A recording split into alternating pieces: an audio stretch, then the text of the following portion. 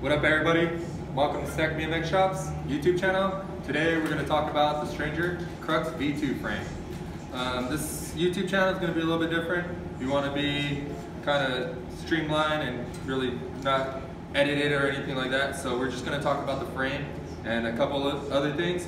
But first, let's shout out and basically give some people that have been subscribing to our channel, trying to win some free stuff, a little bit of credit.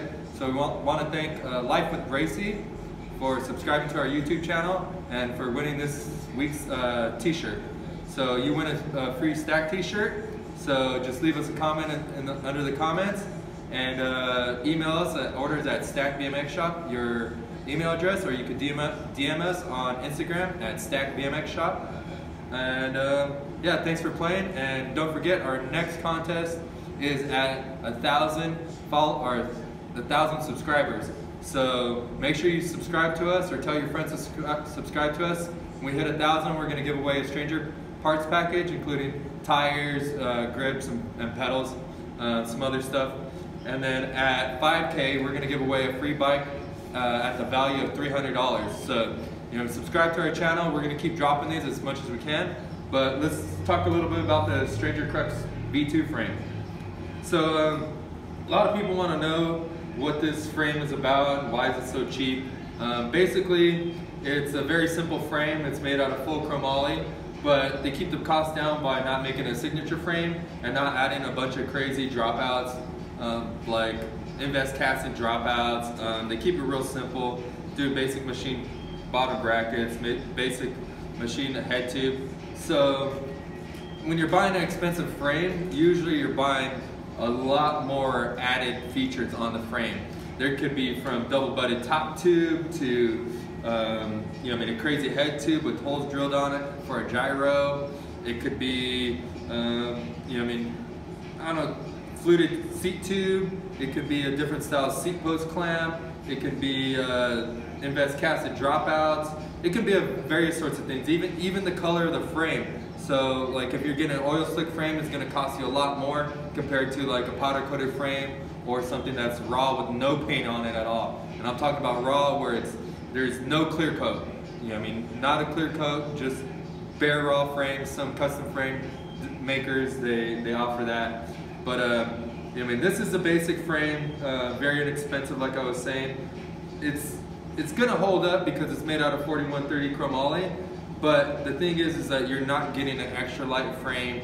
You're not getting something special. You're not getting, it's just a basic frame, kind of like a skateboard. You're getting a blank deck. This is kind of the same idea as you're getting a blank frame.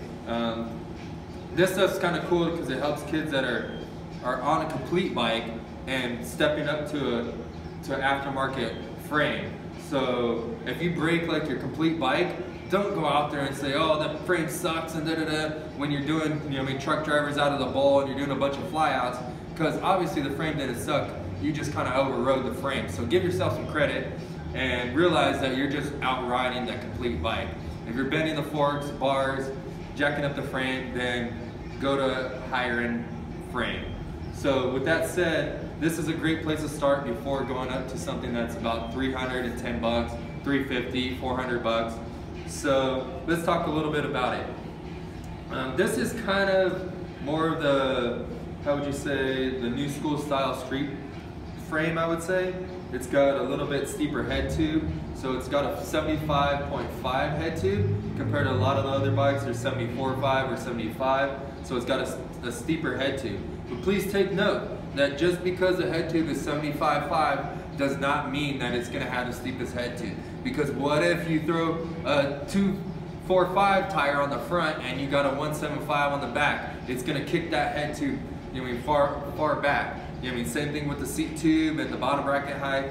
But the same thing is if you throw a 175 on the front and you got a 2.45 on the back, it's going to make it, all stink bugged out. So basically, you got to play with all those features, and that's what kind of changes your geometry of your frame. Another cool feature on this frame is that it's got two gussets on the top and the bottom. So gives it a little bit more strength, so if you're breaking frames, like I said, just inexpensive ones, gonna hold up. If you're breaking aftermarket frames, still, you got to realize what you guys are doing on this stuff. You guys are flying out of the balls 5 feet in the air, 6 feet in the air. You're jumping trails, jumping 10 feet in the air. You come up short, you're casing from 10 feet in the air, you're casing a 6-foot jump. You launch your bike and it's dropping another 6 feet. Guys, when these things break, they break because you're riding them. If your frame's not breaking, you're not riding it tough enough. So remember that, guys. Guys that are out there shredding, don't shit talk. You know what I mean? You're just killing it and shit's gonna break faster. You know what I mean? When I was pro and riding all the time, like a lot of you kids, I was replacing my frame every 4 to 6 months. So, you know what I mean? Remember that if you're out riding it, just upgrade your frame. So another cool feature on this is that it's got an integrated seat clamp. So most of my frames come with that. If you notice, this one's slightly pitched at an angle. So it looks kind of cool rather than just like a flat, you know what I mean, miter cut. Another cool feature that it comes with is a mid-bottom bracket. So it comes pretty standard on all the frames, but what's cool is that it's the most standard, so almost any cranks will fit. So with that being said, another cool feature is that it's 11.5 bottom bracket. So it's not super low, it's not super high, but it's great for manuals. Another feature that this comes with is just the basic dropout, 14mm, but it's a cool round dropout so that your peg's clear. If you're grinding ledges or rails or anything like that, your peg will clear it and you won't get caught up on grinds or stalls or anything like that. The rear end is 13.25 to 13.6, so it's not a super short ram like everybody's trying to get on, like the 12.7 or 12.6 or anything like that, but it's a traditional size, so you can get off a stock bike that's like 13.75, you know what I mean, and get on this and shorten up the rear end a little bit to help with manuals. And besides that, what's cool about the new V2 is that it comes with a different style graphic, which was actually pretty dope. It's got the same style, but they switched up the colors, and they basically just made it look a little more clean. So if you're looking for a sick frame, I would suggest you getting the Stranger Crux frame.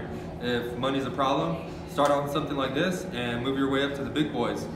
But yeah, that does it for today. Checking out the Stranger frame. If you want to know more about it, I would say leave some comments in the comment box below. Make sure you subscribe to us, and we'll try to answer as many questions as you can, or as we can. But I don't know, just show some love. Make sure you follow us. If you found any of this information, you know what I mean, helpful, we definitely appreciate it if you bought from stackbmx.com, and do not buy from the other guys. You know, I mean, if you're getting the information from us and we're helping you out, show us some love and help us out so we can keep this going and keep doing this stuff. So, like I said, subscribe to us. Remember, we got another contest going at 1,000 followers or subscribers. Excuse me. So make sure you subscribe to us, because we're going to be giving away the Stranger parts package, and then at 5K we're going to give away a bicycle to one of our lucky subscribers. So once again, thanks for subscribing, thanks for watching our videos, and have a good day. Shoutout, guys.